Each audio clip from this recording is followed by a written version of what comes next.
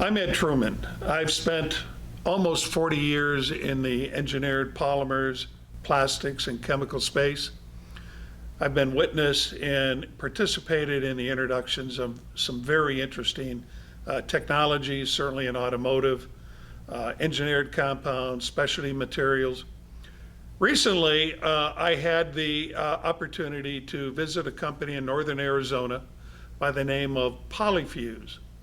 And this I would categorize as another company with very interesting disruptive technology that basically has developed and patented a technology in label products for safety, for medical, for automotive, based on fusion technology with olefin material as its base product.